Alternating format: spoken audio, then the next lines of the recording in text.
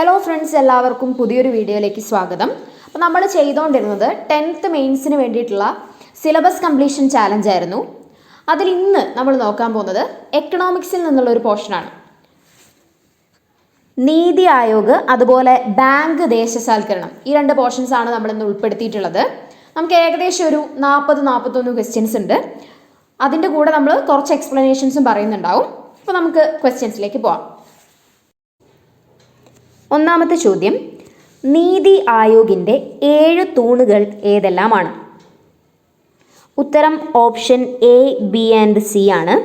Pro people, pro activity, പങ്കാളിത്തം, ശാക്തീകരണം, എല്ലാവരെയും ഉൾപ്പെടുത്തൽ, സമത്വം, സുതാര്യത. അപ്പോൾ എന്തൊക്കെയാണ് നീതി ആയോഗിൻ്റെ 7 തൂണുകൾ എന്നറിയപ്പെടുന്നത്? പ്രോ പീപ്പിൾ, പ്രോ ആക്ടിവിറ്റി, പങ്കാളിത്തം, ശാക്തീകരണം, എല്ലാവരെയും ഉൾപ്പെടുത്തൽ, സമത്വം, സുതാര്യത. അതങ്ങനെ തന്നെ പഠിച്ചു വെക്കുക. 7 പില്ലേഴ്സ് ഓഫ് നീതി ആയോഗാണ് പ്രോ പീപ്പിൾ, പ്രോ ആക്ടിവിറ്റി, പങ്കാളിത്തം, ശാക്തീകരണം, എല്ലാവരെയും ഉൾപ്പെടുത്തൽ, സമത്വം, സുതാര്യത എന്നിവ. 2. നീതി ആയോഗിനെ സംബന്ധിച്ച തെറ്റായ പ്രസ്താവന ഏതാണ്? തെറ്റ് ഓപ്ഷൻ എ ആണ്, 4 മാത്രമാണ് തെറ്റ്. ശരിയായ പ്രസ്താവനകൾ വായിച്ചു നോക്കാം. 2022-23 ഇന്ത്യയുടെ നവീകരണം ലക്ഷ്യമാക്കി നീതി ആയോഗ് ആരംഭിച്ച സംരംഭമാണ് strategy for new India at 75. എന്താണ്? 2022-23 ഇന്ത്യയുടെ നവീകരണം ലക്ഷ്യമാക്കി നീതി ആയോഗ് ആരംഭിച്ച സംരംഭമാണ് strategy for new India at 75. നീതി ആയോഗിൻ്റെ സുസ്ഥിര വികസന സൂചിക 2020-21 ഒന്നാം സ്ഥാനം നേടിയ സംസ്ഥാനമാണ് കേരളം. അപ്പോൾ സുസ്ഥിര വികസന സൂചികയിൽ 2020-21 കണക്ക് പ്രകാരം ഒന്നാം സ്ഥാനം ആർക്കാണ്? കേരളത്തിനാണ്. 3. 2021 നവംബറിൽ നീതി ആയോഗ് പ്രസിദ്ധീകരിച്ച പ്രഥമ മൾട്ടി ഡയമെൻഷണൽ പോവർട്ടി ഇൻഡെക്സ് അനുസരിച്ച് ഏറ്റവും കുറഞ്ഞ ദാരിദ്ര്യ നിരക്കുള്ള ഇന്ത്യൻ സംസ്ഥാനം കേരളമാണ്. 2021 നവംബറിലെ കണക്കനുസരിച്ച് മൾട്ടി ഡയമെൻഷണൽ പോവർട്ടി ഇൻഡെക്സ് MPIയിൽ ഏറ്റവും കുറഞ്ഞ ദാരിദ്ര്യ നിരക്കുള്ള ഇന്ത്യൻ സംസ്ഥാനം ഏതാണെന്ന് ചോദിച്ചാൽ ഏതാണ്? കേരളമാണ്. അപ്പോൾ നീതി ആയോഗ് എന്ന് വെച്ചാൽ എന്താണ്? ആസൂത്രണത്തിന് വേണ്ടി പ്ലാനിംഗ് കമ്മീഷന് പകരം ഇന്ത്യയിൽ നിലവിൽ വന്ന ഭരണ സംവിധാനമാണ് നീതി ആയോഗ്. അപ്പോൾ എന്താണ് നീതി ആയോഗ്? ആസൂത്രണത്തിന് വേണ്ടി പ്ലാനിംഗ് കമ്മീഷന് പകരം ഇന്ത്യയിൽ നിലവിൽ വന്ന ഭരണ സംവിധാനമാണ് നീതി ആയോഗ്. എന്താണ് നീതി ആയോഗിൻ്റെ പൂർണ്ണരൂപം? National institution for transforming India Aayog എന്നാണ്. National institution for transforming India Aayog എന്നാണ് നീതി ആയോഗ് ഔദ്യോഗികമായി നിലവിൽ വന്നത് 2015 ജനുവരി 1. അപ്പോൾ നീതി ആയോഗ് നിലവിൽ വന്നത് 2015 ജനുവരി 1. ഇനി നീതി ആയോഗിൻ്റെ ആദ്യത്തെ മീറ്റിംഗ് അറിയപ്പെടുന്ന പേരാണ് ടീം ഇന്ത്യ. നീതി ആയോഗിൻ്റെ ആദ്യത്തെ മീറ്റിംഗ് അറിയപ്പെടുന്ന പേരെന്താണ്? ടീം ഇന്ത്യ എന്നാണ്. അതെന്നാണ് നടന്നത്? 2015 ഫെബ്രുവരി 8 നടന്നത്. 2015 ഫെബ്രുവരി 8 ടീം ഇന്ത്യ എന്നറിയപ്പെടുന്ന നീതി ആയോഗിൻ്റെ ആദ്യ സമ്മേളനം നടക്കുന്നത്. 3. ശരിയായ പ്രസ്താവനകൾ ഏതെല്ലാം? ഈ തന്നിരിക്കുന്ന 3 പ്രസ്താവനകളും ശരിയാണ്. 1, 2, 3 ശരി. പ്രധാന സർവകലാശാലകളിലും ഗവേഷണ സ്ഥാപനങ്ങളിലുമുള്ളവരെയാണ് നീതി ആയോഗിൽ താൽക്കാലിക അംഗങ്ങളായി നിയമിക്കുന്നത്. അപ്പോൾ നീതി ആയോഗിലെ താൽക്കാലിക അംഗങ്ങൾ ആരൊക്കെയാണ്? പ്രധാന സർവകലാശാലകളിലും ഗവേഷണ സ്ഥാപനങ്ങളിലുമുള്ളവരെയാണ് നീതി ആയോഗിലെ താൽക്കാലിക അംഗങ്ങളായി നിയമിക്കുന്നത്. ഇനി അനൗദ്യോഗിക അംഗങ്ങൾ 4 പേരാണ് ഉണ്ടാവുക. നീതി ആയോഗിൽ 4 അനൗദ്യോഗിക അംഗങ്ങൾ ഉണ്ടാവും. പ്രധാനമന്ത്രി നിയമിക്കുന്ന 4 കേന്ദ്രമന്ത്രിമാരാണ് അനൗദ്യോഗിക അംഗങ്ങളായി പ്രവർത്തിക്കുക. അപ്പോൾ നീതി ആയോഗിലെ 4 അനൗദ്യോഗിക അംഗങ്ങൾ ആരൊക്കെയാണ്? പ്രധാനമന്ത്രി നിയമിക്കുന്ന 4 കേന്ദ്രമന്ത്രിമാരാണ് അനൗദ്യോഗിക അംഗങ്ങൾ. പാർട്ട് ടൈം അംഗങ്ങൾ 2 പേരാണ് ഉണ്ടാവുക. 2 പാർട്ട് ടൈം അംഗങ്ങൾ ഉണ്ടാകും. പ്രധാന സർവകലാശാലകളിലും ഗവേഷണ സ്ഥാപനങ്ങളിലുമുള്ളവരെയാണ് താൽക്കാലിക അംഗങ്ങളാക്കുക. അതാണ് നമ്മൾ ആദ്യത്തെ പോയിന്റിലും പറഞ്ഞത്. ഇവിടെ എക്സ്ട്രാ എന്താണ് പറഞ്ഞത്? അവർ 2 പേരാണ് ഉണ്ടാവുക. പാർട്ട് ടൈം അംഗങ്ങൾ എത്ര പേരാണ് ഉണ്ടാവുക? 2 പേരാണ് ഉണ്ടാവുക. അപ്പം 4 അനൗദ്യോഗിക അംഗങ്ങളും 2 പാർട്ട് ടൈം അംഗങ്ങളുമാണ് ഉണ്ടാവുക. 4. നീതി ആയോഗ് ഭരണസമിതിയിലെ അംഗങ്ങൾ ആരെല്ലാമാണ്? ഇവരെല്ലാം ഇതിലെ അംഗങ്ങളാണ്. എല്ലാ സംസ്ഥാനങ്ങളിലെയും മുഖ്യമന്ത്രിമാർ, കേന്ദ്രഭരണ പ്രദേശങ്ങളിലെ ലഫ്റ്റനന്റ് ഗവർണർമാർ, പ്രധാനമന്ത്രി നിയോഗിക്കുന്ന ഉപാധ്യക്ഷൻ. ആരൊക്കെ ഉണ്ടാകും? എല്ലാ സംസ്ഥാനങ്ങളിലെയും മുഖ്യമന്ത്രിമാർ, കേന്ദ്രഭരണ പ്രദേശങ്ങളിലെ ലഫ്റ്റനന്റ് ഗവർണർമാർ, പ്രധാനമന്ത്രി നിയോഗിക്കുന്ന ഉപാധ്യക്ഷൻ. അപ്പോൾ നീതി ആയോഗ് ഭരണസമിതിയിലെ അംഗങ്ങളുടെ ഘടന നമുക്കൊന്ന് പരിശോധിക്കാം. ചീഫ് എക്സിക്യൂട്ടീവ് ഓഫീസർ ഉണ്ടാകും, സ്പെഷ്യൽ ഇൻവൈറ്റീസ് ഉണ്ടാകും, അനൗദ്യോഗിക അംഗങ്ങളുണ്ടാകും, സ്ഥിരം അംഗങ്ങളുണ്ടാകും, പ്രധാനമന്ത്രി നിയോഗിക്കുന്ന ഉപാധ്യക്ഷൻ ഉണ്ടാകും, കേന്ദ്രഭരണ പ്രദേശങ്ങളിലെ ലഫ്റ്റനന്റ് ഗവർണർമാരുണ്ടാകും, അതുപോലെ എല്ലാ സംസ്ഥാനങ്ങളിലെയും മുഖ്യമന്ത്രിമാരും ഉണ്ടാകും. ആരൊക്കെയാണ്? ചീഫ് എക്സിക്യൂട്ടീവ് ഓഫീസർ ഉണ്ടാകും, സ്പെഷ്യൽ ഇൻവൈറ്റീസ്, അനൗദ്യോഗിക അംഗങ്ങൾ, സ്ഥിരം അംഗങ്ങൾ, പ്രധാനമന്ത്രി നിയോഗിക്കുന്ന ഉപാധ്യക്ഷൻ, കേന്ദ്രഭരണ പ്രദേശങ്ങളിലെ ലഫ്റ്റനന്റ് ഗവർണർമാർ, എല്ലാ സംസ്ഥാനങ്ങളിലെയും മുഖ്യമന്ത്രിമാർ. ഇത്രയും പേരാണ് ഭരണസമിതിയിൽ ഉണ്ടാവുന്നത്. 5. താഴെ പറയുന്നവയിൽ നീതി ആയോഗുമായി ബന്ധപ്പെട്ട് ശരിയായവ ഏതെല്ലാം? ഓപ്ഷൻ സി ആണ് 1, 2, 3 ശരി. അപ്പോൾ അത് വായിച്ചു നോക്കാം. നീതി ആയോഗ് ഹബ്ബുകളാണ് team India hub, knowledge and innovation hub എന്നിവ. അപ്പോൾ നീതി ആയോഗിന് 2 ഹബ്ബുകളാണുള്ളത്. ഏതൊക്കെയാണ്? ടീം ഇന്ത്യ ഹബ്ബും നോളജ് ആൻഡ് ഇന്നവേഷൻ ഹബ്ബും. മുമ്പ് CEO ആയിരുന്ന അമിതാഭ് കാന്തിൻ്റെ പുസ്തകങ്ങളാണ് ദ പാത്ത് എഹെഡും ബ്രാൻഡിംഗ് ഇന്ത്യയും. അപ്പോൾ അമിതാഭ് കാന്തിൻ്റെ പുസ്തകങ്ങളാണ് ഏതൊക്കെ? ദ പാത്ത് എഹെഡും branding India. The path ahead, branding India രണ്ടും അമിതാഭ് കാന്തിൻ്റെ പുസ്തകങ്ങളാണ്. നീതി ആയോഗിൻ്റെ പ്രഥമ അധ്യക്ഷനും നിലവിലെ അധ്യക്ഷനും നരേന്ദ്രമോദിയാണ്. നീതി ആയോഗിൻ്റെ പ്രഥമ അധ്യക്ഷനും നിലവിലെ അധ്യക്ഷനും ആരാണ്? നരേന്ദ്രമോദിയാണ്. 6. നീതി ആയോഗ് ഹബ്ബുകൾ ഏതൊക്കെയാണ്? അപ്പോൾ നമ്മൾ നേരത്തെ കണ്ടു, ടീം ഇന്ത്യ ഹബ്ബും നോളജ് ഇന്നവേഷൻ ഹബ്ബുമാണ് നീതി ആയോഗിലെ 2 ഹബ്ബുകൾ. അപ്പോൾ ഇതിലേതാണ് ശരി? 1ഉം 2ഉം ശരിയാണ്. 7. നീതി ആയോഗിൻ്റെ ചില സംരംഭങ്ങളും അവയുടെ ലക്ഷ്യങ്ങളും താഴെ നൽകിയിരിക്കുന്നു. ഓരോ സംരംഭത്തിൻ്റെയും ലക്ഷ്യത്തെ സൂചിപ്പിക്കുന്ന ഓപ്ഷൻ കണ്ടെത്തുക. ഉത്തരം ഏതാണ്? ഓപ്ഷൻ സി ആണ് വരുന്നത്. അടൽ ഇന്നവേഷൻ മിഷൻ, സംരംഭകത്വം, നവീന ആശയ രൂപീകരണം എന്നിവ ത്വരിതപ്പെടുത്തുകയാണ് ലക്ഷ്യം. മെഥനോൾ സമ്പദ്ഘടനയാണെങ്കിൽ എണ്ണ ഇറക്കുമതി ബില്ല് കുറയ്ക്കുക. എണ്ണ ഇറക്കുമതി ബില്ല് കുറയ്ക്കലാണ് മെഥനോൾ സമ്പദ്ഘടനയുടെ ലക്ഷ്യം. സഹകരണ ഫെഡറലിസത്തിൻ്റെ ലക്ഷ്യം എന്താണ്? സംസ്ഥാനങ്ങളുടെ പ്രവർത്തനങ്ങൾ ഏകോപിപ്പിക്കുക. സഹകരണ ഫെഡറലിസത്തിൻ്റെ ലക്ഷ്യം സംസ്ഥാനങ്ങളുടെ പ്രവർത്തനങ്ങൾ ഏകോപിപ്പിക്കുക എന്നുള്ളതാണ്. ശൂന്യ ക്യാമ്പയിൻ്റെ ലക്ഷ്യം എന്താണ്? ഇലക്ട്രിക് വാഹനങ്ങൾ പ്രോത്സാഹിപ്പിച്ച് വായുമലിനീകരണം കുറയ്ക്കുക. അപ്പോൾ അടൽ ഇന്നവേഷൻ മിഷൻ്റെ ലക്ഷ്യം സംരംഭകത്വം, നവീന ആശയ രൂപീകരണം എന്നിവ ത്വരിതപ്പെടുത്തുക. മെഥനോൾ സമ്പദ്ഘടനയുടെ ലക്ഷ്യം എണ്ണ ഇറക്കുമതി ബില്ല് കുറയ്ക്കുക. ശൂന്യ ക്യാമ്പയിൻ്റെ ലക്ഷ്യം ഇലക്ട്രിക് വാഹനങ്ങൾ പ്രോത്സാഹിപ്പിച്ച് വായുമലിനീകരണം കുറയ്ക്കുക. സഹകരണ ഫെഡറലിസത്തിൻ്റെ ലക്ഷ്യം സംസ്ഥാനങ്ങളുടെ പ്രവർത്തനങ്ങൾ ഏകോപിപ്പിക്കുക. 8. നീതി ആയോഗിൻ്റെ ആദ്യ ഉപാധ്യക്ഷൻ ആരാണ്? അരവിന്ദ് പനഗരിയയാണ്. രണ്ടാമത്തെ ഉപാധ്യക്ഷൻ ആര്? രാജീവ് കുമാർ. നിലവിലെ ഉപാധ്യക്ഷൻ ആരാണ്? സുമൻ ബെരി. ഇത് 3ഉം ശരിയാണ്. നീതി ആയോഗിൻ്റെ ആദ്യത്തെ ഉപാധ്യക്ഷനാണ് അരവിന്ദ് പനഗരിയ. ആദ്യത്തെ ഉപാധ്യക്ഷൻ ആരാണ്? അരവിന്ദ് പനഗരിയാണ്. രണ്ടാമത്തെ ഉപാധ്യക്ഷൻ രാജീവ് കുമാറാണ്. രണ്ടാമത്തെ ഉപാധ്യക്ഷൻ രാജീവ് കുമാറാണ്. നിലവിലെ ഉപാധ്യക്ഷൻ ആരാണ്? സുമൻ ബെരിയാണ്. നിലവിലെ ഉപാധ്യക്ഷൻ സുമൻ ബെരിയാണ്. നീതി ആയോഗിൻ്റെ അധ്യക്ഷനായിരിക്കുന്നത് ആരാണ്? പ്രധാനമന്ത്രിയാണ്. നീതി ആയോഗിൻ്റെ അധ്യക്ഷൻ ആരാണ്? പ്രധാനമന്ത്രിയാണ്. നീതി ആയോഗിൻ്റെ പ്രഥമ അധ്യക്ഷനും നിലവിലെ അധ്യക്ഷനും ആരാണ്? നരേന്ദ്രമോദിയാണ്. ആദ്യത്തെ അധ്യക്ഷനും ഇപ്പോഴത്തെ അധ്യക്ഷനും നരേന്ദ്രമോദിയാണ്. നീതി ആയോഗിൻ്റെ പ്രഥമ CEO ആരാണ്? സിന്ധു ശ്രീ ഗുള്ളറാണ്. നീതി ആയോഗിൻ്റെ പ്രഥമ CEO ആണ് സിന്ധു ശ്രീ ഗുള്ളർ. ഇപ്പോഴത്തെ CEO ആരാണ്? BVR സുബ്രഹ്മണ്യമാണ്.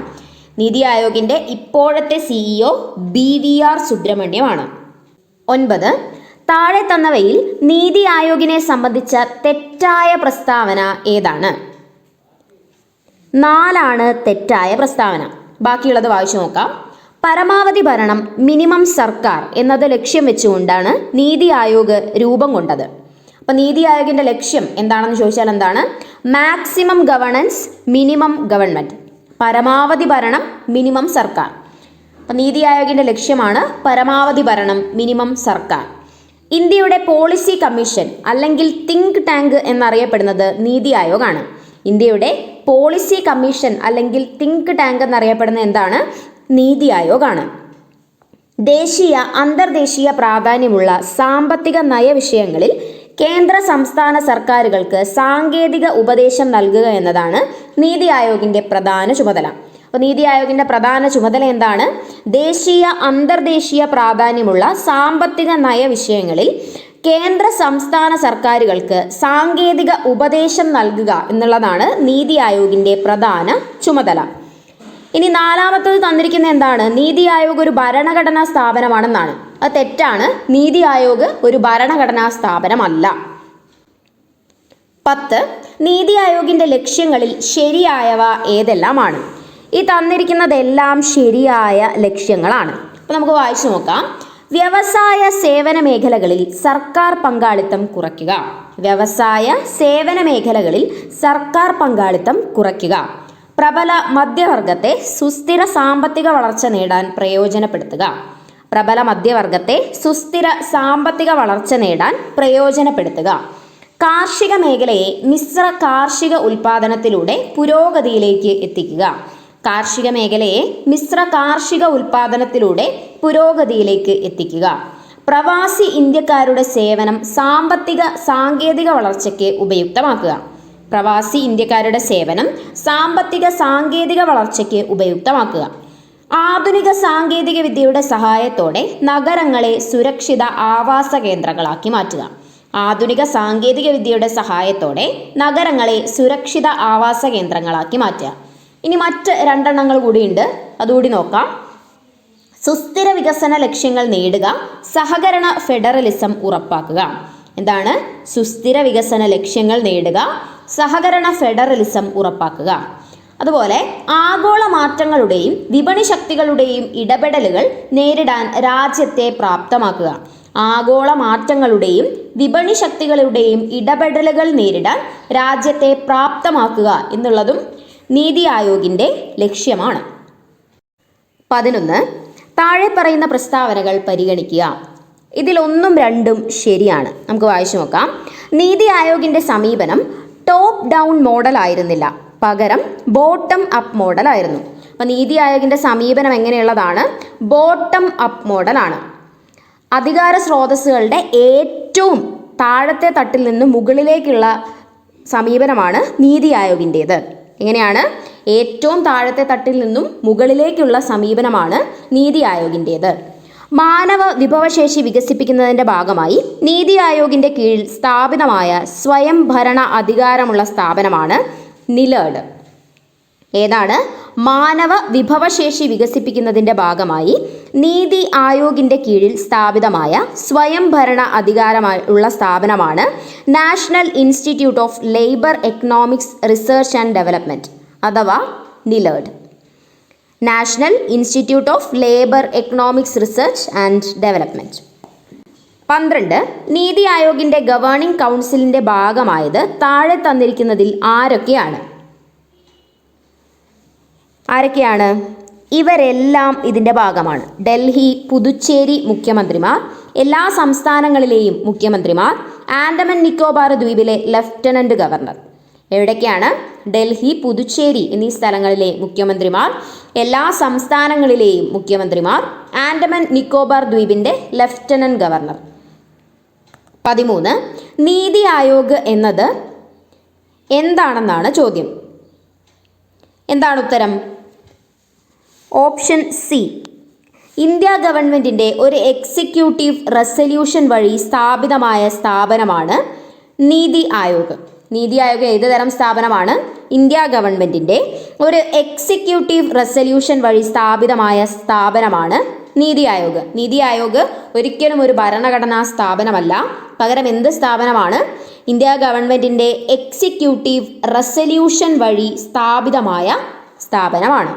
14 നീതി ആയോഗിനെ സംബന്ധിച്ചവയിൽ തെറ്റായ പ്രസ്താവന ഏതാണ്? 4ാമത്തെ പ്രസ്താവനയാണ് തെറ്റ്. അപ്പോൾ നമുക്ക് ശരിയായ പ്രസ്താവനകൾ വായിച്ചു നോക്കാം. നീതി ആയോഗിൻ്റെ പ്രഥമ അധ്യക്ഷനും നിലവിലെ അധ്യക്ഷനും നരേന്ദ്രമോദിയാണ്. അപ്പോൾ നീതി ആയോഗിൻ്റെ പ്രഥമ അധ്യക്ഷനും നിലവിലെ അധ്യക്ഷനും ആരാണ്? നരേന്ദ്രമോദിയാണ്. നീതി ആയോഗിൻ്റെ പ്രഥമ ഉപാധ്യക്ഷൻ അരവിന്ദ് പനഗരിയയാണ്. നീതി ആയോഗിൻ്റെ പ്രഥമ ഉപാധ്യക്ഷനാണ് Arvind Panagariya. India the emerging giant എന്ന പുസ്തകത്തിൻ്റെ രചയിതാവ് അരവിന്ദ് പനഗരിയയാണ്. ഇന്ത്യ ദ എമേർജിംഗ് ജയന്റ് എന്ന പുസ്തകത്തിൻ്റെ രചയിതാവ് ആരാണ്? അരവിന്ദ് പനഗരിയയാണ്. 15 നീതി ആയോഗിൻ്റെ പൂർണ്ണ രൂപം എന്താണ്? National institution for transforming India Aayog എന്നാണ് നീതി ആയോഗിൻ്റെ പൂർണ്ണ രൂപം. ഓപ്ഷൻ ബി ആണ്. 16 നീതി ആയോഗ് ഔദ്യോഗികമായി നിലവിൽ വന്നത് എന്നാണ്? 2015 ജനുവരി 1-നാണ്. 2015 ജനുവരി 1-നാണ് നീതി ആയോഗ് ഔദ്യോഗികമായി നിലവിൽ വരുന്നത്. 17 നീതി ആയോഗിൻ്റെ അധ്യക്ഷൻ ആരാണ്? പ്രധാനമന്ത്രിയാണ് നീതി ആയോഗിൻ്റെ അധ്യക്ഷൻ. നീതി ആയോഗിൻ്റെ അധ്യക്ഷൻ ആരാണ്? പ്രധാനമന്ത്രിയാണ്. നീതി ആയോഗിൻ്റെ പ്രഥമ ഉപാധ്യക്ഷൻ ആരാണ് നീതി ആയോഗിൻ്റെ പ്രഥമ ഉപാധ്യക്ഷൻ? അരവിന്ദ് പനഗരിയയാണ്. നീതി ആയോഗിൻ്റെ പ്രഥമ ഉപാധ്യക്ഷനാണ് അരവിന്ദ് പനഗരിയ. 19 നീതി ആയോഗിൻ്റെ നിലവിലെ അധ്യക്ഷൻ ആരാണ്? നരേന്ദ്രമോദിയാണ്. നീതി ആയോഗിൻ്റെ നിലവിലെ അധ്യക്ഷനാണ് നരേന്ദ്രമോദി. 20 നീതി ആയോഗിൻ്റെ പ്രഥമ CEO ആരാണ്? സിന്ധുശ്രീ ഗുള്ളറാണ്. നീതി ആയോഗിൻ്റെ പ്രഥമ CEO ആണ് സിന്ധുശ്രീ ഗുള്ളർ. 21 രണ്ടാം ഘട്ട ബാങ്ക് ദേശസാൽക്കരണം ഏത് പഞ്ചവത്സര പദ്ധതി കാലത്തായിരുന്നു? ഏതാണ്? 6ാം പഞ്ചവത്സര പദ്ധതി കാലത്താണ്. രണ്ടാം ഘട്ട ബാങ്ക് ദേശസാൽക്കരണം 6ാം പഞ്ചവത്സര പദ്ധതി കാലത്താണ്. 1980 ഏപ്രിൽ 15-നാണ് രണ്ടാം ഘട്ട ബാങ്ക് ദേശസാൽക്കരണം നടക്കുന്നത്. എപ്പോഴാണ്? 1980 ഏപ്രിൽ 15-ന്. രണ്ടാം ഘട്ടത്തിൽ 200 കോടി രൂപ മൂലധനമുള്ള 6 ബാങ്കുകളെയാണ് ദേശസാൽക്കരിച്ചത്. രണ്ടാം ഘട്ടത്തിൽ 200 കോടി രൂപ മൂലധനമുള്ള 6 ബാങ്കുകളെ ദേശസാൽക്കരിച്ചു. രണ്ടാം ഘട്ട ദേശസാൽക്കരണത്തിന് ശേഷം ആകെ 20 ബാങ്കുകളാണ് ഉണ്ടായിരുന്നത്. എന്നാൽ 1993-ൽ new bank of India Punjab national ബാങ്കിൽ ലയിച്ചതോടെ ബാങ്കുകളുടെ എണ്ണം 19 മാറി. ഇങ്ങനെയാണ് രണ്ടാം ഘട്ട ദേശസാൽക്കരണത്തിന് ശേഷം ആകെ 20 ബാങ്കുകളാണ് ഉണ്ടായിരുന്നത്. അതിലൊരെണ്ണം new India bank Punjab national ബാങ്കിൽ 1993-ൽ ലയിച്ചതുകൊണ്ട് ആകെ ബാങ്കുകളുടെ എണ്ണം 19 മാറി. 22 സ്റ്റേറ്റ് ബാങ്ക് ഓഫ് ഇന്ത്യ ദേശസാൽക്കരിച്ച വർഷം ഏതാണ്? 1955 ജൂലൈ 1-നാണ് SBI ദേശസാൽക്കരിക്കപ്പെടുന്നത്. എപ്പോഴാണ്? 1955 ജൂലൈ 1-നാണ് സ്റ്റേറ്റ് ബാങ്ക് ഓഫ് ഇന്ത്യ ദേശസാൽക്കരിക്കപ്പെടുന്നത്. 23 റിസർവ് ബാങ്ക് ഓഫ് ഇന്ത്യ ദേശസാൽക്കരിച്ച വർഷം ഏതാണ്? 1949 ജനുവരി 1-നാണ് റിസർവ് ബാങ്ക് ഓഫ് ഇന്ത്യ ദേശസാൽക്കരിക്കപ്പെടുന്നത്. 1949 ജനുവരി 1-ന് RBI ദേശസാൽക്കരണം നടക്കുന്നു. 24 നിലവിലെ ഇന്ത്യയിലെ ദേശസാൽക്കരിക്കപ്പെട്ട ബാങ്കുകളുടെ എണ്ണം എത്രയാണ്? നിലവിൽ എത്ര ദേശസാൽകൃത ബാങ്കുകളാണ് ഇന്ത്യയിലുള്ളത്? 12 ബാങ്കുകളാണ്. നിലവിൽ ഇന്ത്യയിൽ 12 ദേശസാൽക്കരിക്കപ്പെട്ട ബാങ്കുകളാണ് ഉള്ളത്. 25 രണ്ടാം ഘട്ട ബാങ്ക് ദേശസാൽക്കരണം നടക്കുമ്പോൾ ഇന്ത്യൻ രാഷ്ട്രപതി ആരായിരുന്നു? നീലം സഞ്ജീവ റെഡ്ഡിയാണ്. രണ്ടാം ഘട്ട ബാങ്ക് ദേശസാൽക്കരണം നടക്കുമ്പോൾ ഇന്ത്യൻ രാഷ്ട്രപതിയായിരുന്നു നീലം സഞ്ജീവ റെഡ്ഡി. 26 രണ്ടാം ഘട്ട ദേശസാൽക്കരണ സമയത്ത് ദേശസാൽക്കരിക്കപ്പെട്ട ബാങ്കുകളുടെ എണ്ണം എത്രയാണ്? 6 ബാങ്കുകളാണ്. 6ാം പഞ്ചവത്സര പദ്ധതിയിൽ 6 ബാങ്കുകളാണ് രണ്ടാം ഘട്ട ദേശസാൽക്കരണ സമയത്ത് ദേശസാൽക്കരിക്കപ്പെട്ടത്. 27. ഇന്ത്യയിൽ രണ്ടാം ഘട്ട ബാങ്ക് ദേശസാൽക്കരണം നടന്ന വർഷം ഏതാണ്? 1980 ഏപ്രിൽ 15. 1980 ഏപ്രിൽ 15 രണ്ടാം ഘട്ട ദേശസാൽക്കരണം നടക്കുന്നു. 28. ഒന്നാം ഘട്ട ബാങ്ക് ദേശസാൽക്കരണം നടന്നത് ഏത് പഞ്ചവത്സര പദ്ധതിയുടെ കാലത്താണ്? ഏതാണ്? 4ാം പഞ്ചവത്സര പദ്ധതിയുടെ കാലത്ത്. ഒന്നാം ഘട്ട ബാങ്ക് ദേശസാൽക്കരണം നടന്നത് 4ാം പഞ്ചവത്സര പദ്ധതിയുടെ കാലത്താണ്.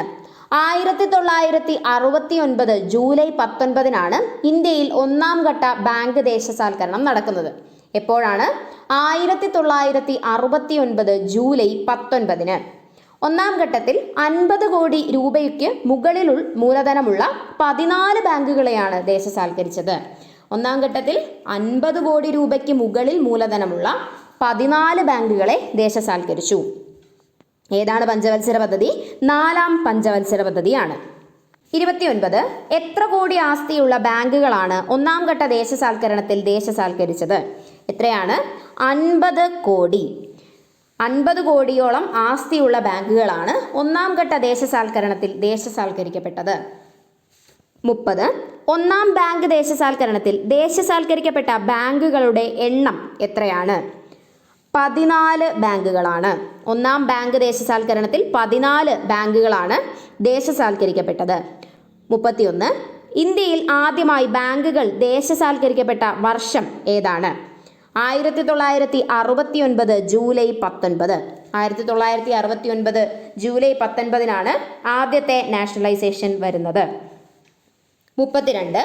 ബാങ്ക് ദേശസാൽക്കരണം നടക്കുമ്പോൾ ഇന്ത്യൻ പ്രധാനമന്ത്രി ആരായിരുന്നു? ആരാണ്? ഇന്ദിരാഗാന്ധിയാണ്. ബാങ്ക് ദേശസാൽക്കരണത്തിന്റെ സമയത്തെ ഇന്ത്യൻ പ്രധാനമന്ത്രി ആരായിരുന്നു എന്ന് ചോദിച്ചാൽ ആരാണ്? ഇന്ദിരാഗാന്ധിയാണ്. 33. താഴെ പറയുന്ന പ്രസ്താവനകൾ വിലയിരുത്തുക.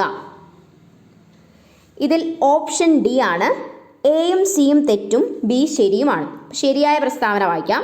സ്റ്റേറ്റ് ബാങ്ക് ഓഫ് ഇന്ത്യ ദേശസാൽക്കരിച്ചത് 1955 July 1.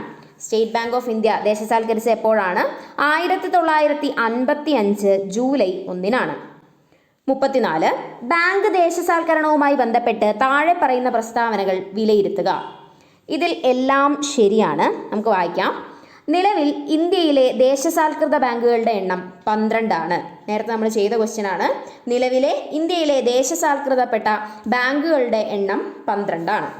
Reserve bank of India ദേശസാൽക്കരിച്ച വർഷം 1949 ജനുവരി 1. RBI ദേശസാൽക്കരിക്കപ്പെട്ടത് എപ്പോഴാണ്? 1949 ജനുവരി 1. രണ്ടാം ഘട്ട ബാങ്ക് ദേശസാൽക്കരണ സമയത്ത് ധനകാര്യമന്ത്രി ആയിരുന്നു ആർ വെങ്കിട്ടരാമൻ. രണ്ടാം ഘട്ട ബാങ്ക് ദേശസാൽക്കരണ സമയത്തെ ധനകാര്യമന്ത്രി ആരായിരുന്നു? ആർ വെങ്കിട്ടരാമനായിരുന്നു. ആർ വെങ്കിട്ടരാമൻ. 35. താഴെ പറയുന്നവയിൽ രണ്ടാം ഘട്ട ബാങ്ക് ദേശസാൽക്കരണവുമായി ബന്ധപ്പെട്ട പ്രസ്താവനകളിൽ ശരിയായവ തിരഞ്ഞെടുക്കുക. ഇതിൽ ബി മാത്രമാണ് ശരിയായിട്ടുള്ളത്. വായിച്ചു നോക്കാം. രണ്ടാം ഘട്ട ബാങ്ക് ദേശസാൽക്കരണം നടക്കുമ്പോൾ ഇന്ത്യൻ രാഷ്ട്രപതി നീലം സഞ്ജീവ റെഡ്ഡിയാണ്. രണ്ടാം ഘട്ട ബാങ്ക് ദേശസാൽക്കരണം നടക്കുമ്പോൾ ഇന്ത്യൻ രാഷ്ട്രപതി ആരാണ്? നീലം സഞ്ജീവ റെഡ്ഡിയാണ്. 36.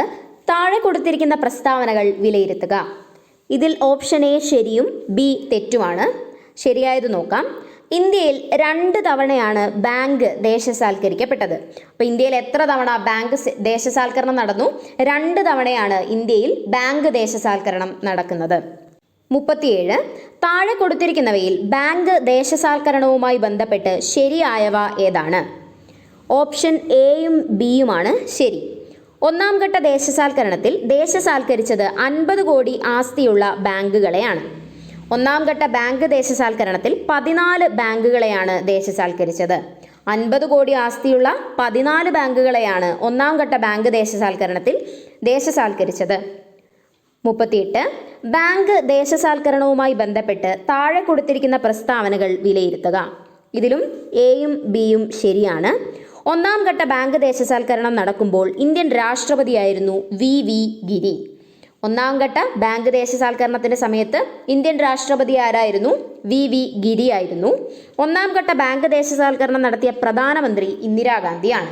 അപ്പോൾ ഒന്നാം ഘട്ട ബാങ്ക് ദേശസാൽക്കരണ സമയത്തെ പ്രധാനമന്ത്രി ഇന്ദിരാഗാന്ധിയും രാഷ്ട്രപതി വി ഗിരിയുമായിരുന്നു. 39. ബാങ്ക് ദേശസാൽക്കരണവുമായി ബന്ധപ്പെട്ട് താഴെ പറയുന്ന പ്രസ്താവനകൾ വിലയിരുത്തുക. ഇതിൽ ഓപ്ഷൻ എയും ബിയുമാണ് ശരി.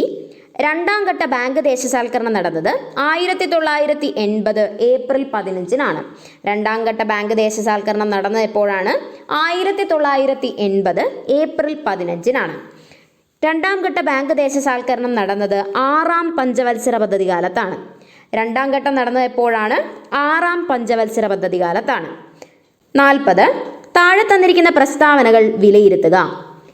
ഇതിൽ ഓപ്ഷൻ എ ശരിയും ബി തെറ്റുമാണ്. അപ്പോൾ ശരിയായത് വായിക്കാം. ഇന്ത്യയിൽ ആദ്യമായി ബാങ്കുകൾ ദേശസാൽക്കരിക്കപ്പെട്ട വർഷം 1969 ജൂലൈ 19-നാണ്. ഇന്ത്യയിൽ ആദ്യമായി ബാങ്കുകൾ ദേശസാൽക്കരിക്കപ്പെട്ടത് എപ്പോഴാണ്? 1969 ജൂലൈ 19-നാണ്. 41. താഴെ പറയുന്ന പ്രസ്താവനകൾ വിലയിരുത്തുക. ഇതിൽ എയും ബിയും ശരിയാണ്. രണ്ടാം ഘട്ട ബാങ്ക് ദേശസാൽക്കരണം നടത്തിയ പ്രധാനമന്ത്രിയാണ് ഇന്ദിരാഗാന്ധി. രണ്ടാം ഘട്ട ദേശസാൽക്കരണ സമയത്തെ പ്രധാനമന്ത്രി ആരാണ്? ഇന്ദിരാഗാന്ധിയാണ്. 200 കോടി ആസ്തിയുള്ള ബാങ്കുകളെയാണ് രണ്ടാം ഘട്ടത്തിൽ ദേശസാൽക്കരിച്ചത്. 200 കോടി ആസ്തിയുള്ള ബാങ്കുകളെ രണ്ടാം ഘട്ടത്തിൽ ദേശസാൽക്കരിച്ചു. ഇനി നിങ്ങൾക്കുള്ളൊരു ചോദ്യമാണ്, 2019 ഏപ്രിൽ 1-ന് വിജയ, ദേന എന്നീ ബാങ്കുകൾ ഏത് ബാങ്കിലാണ് ലയിച്ചത്? 2019 ഏപ്രിൽ 1-ന് വിജയ, ദേന എന്നീ ബാങ്കുകൾ ഏത് ബാങ്കിലാണ് ലയിച്ചത്? അപ്പോൾ എല്ലാവർക്കും ഇത് മനസ്സിലായി എന്ന് വിചാരിക്കുന്നു. ഇനി മറ്റൊരു ക്ലാസ്സുമായിട്ട് മറ്റൊരു ദിവസം കാണാം. Thank you.